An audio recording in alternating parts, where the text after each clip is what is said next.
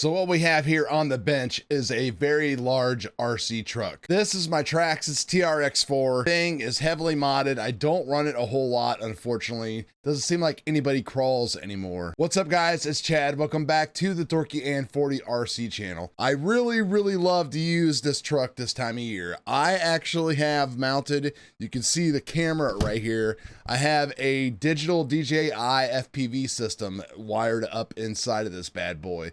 And during the wintertime, I like to sit here in my garage, drive through the woods, drive outside at night during the snow, and all that kind of cool stuff. Now, I definitely appreciate the whole scale aspect of scaling, but unfortunately, this thing really doesn't look to scale, but I made it basically to perform this way. You know, I've got the mud guards going on, all kinds of extra lighting, and we've got the light bars on top, light buckets inside there. This body is the one that came pre-cut, put in the Traxxas light kit, and you're good to go. Take a look at what's going on here. You can see we still have the original Titan motor. We've got overdrive in the front, underdrive in the rear. We've got Proline Hyraxes with some dual stage foams in here. Hobbywing 1080 ESC. A lot of upgrades, brass, stuff like that. I've got the big fender mud guards going on, and then of course some of the regular mods that you can do to these, like flipping the bumpers and things like that to give yourself more ride clearance.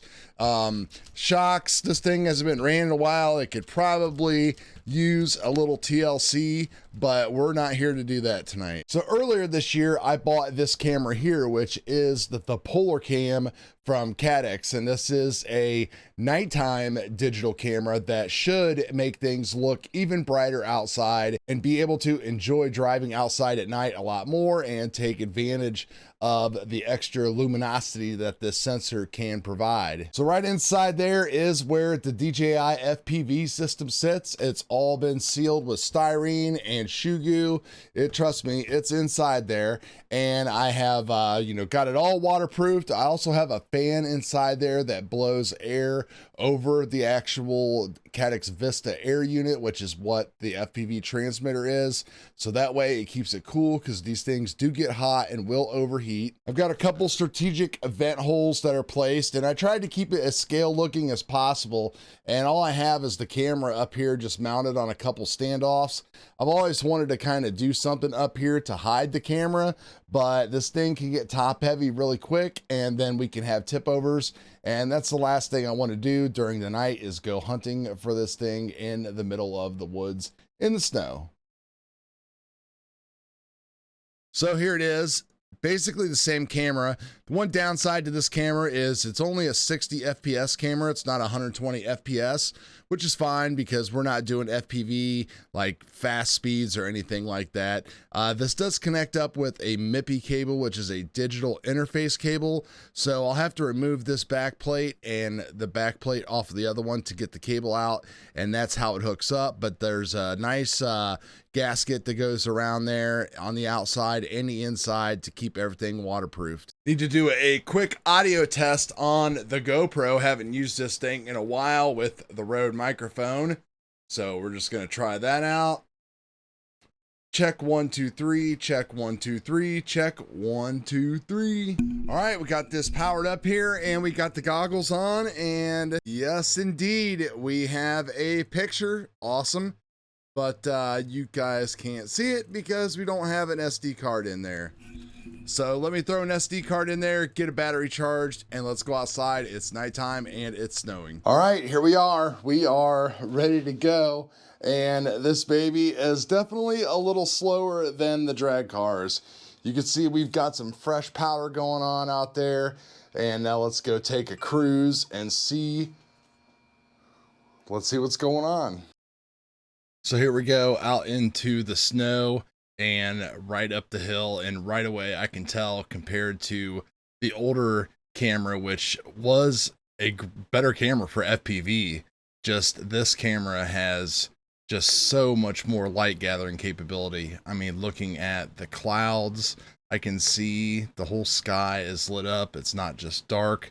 The lights that I have all over the TRX4, I could probably actually get rid of some of the lights. There's just so much going on there. And you can see some of the bulbs that we still have hung up that are solar powered, and the mess that is out back from all the storms and the wind that we never cleaned up from the fall. So we are cruising around, and you can see the TRX4 putting in work.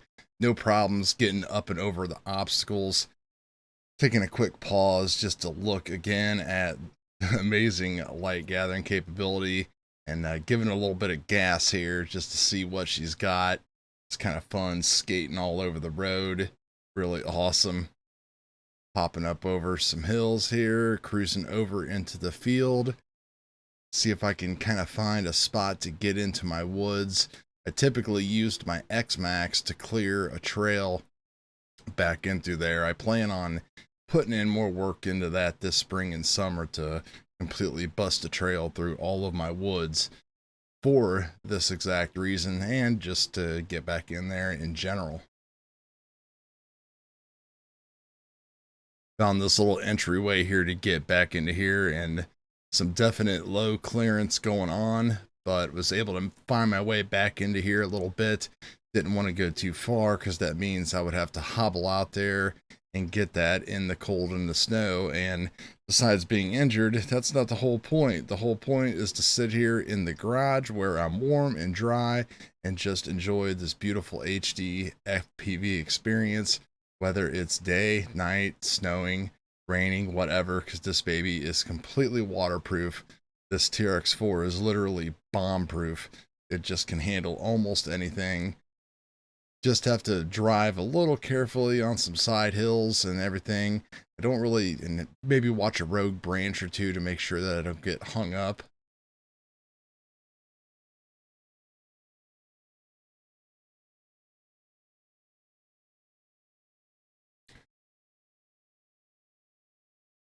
Then I decided I want to do another range test. I've done this before. Not really a range test, it's more of a penetration, driving around the entire house while the entire radio signal is being blocked. Now, I am using the $25 Dumbo RC radio off of Amazon that comes with a receiver. These things, I just do not even know how they even pass FCC certification. If they even do, they probably didn't even apply for it. But the amount of power that this thing can put out, I've never fail-safed with this thing, and I've taken it out probably like a kilometer away, breaking line of sight in every rule, and it still works. I would actually start losing DJI video signal before I would lose the control signal, which is pretty much unfathomable. It doesn't happen in the air. I can fly out to 8, 9, 10 kilometers with my plane. So it's pretty amazing that it works that way.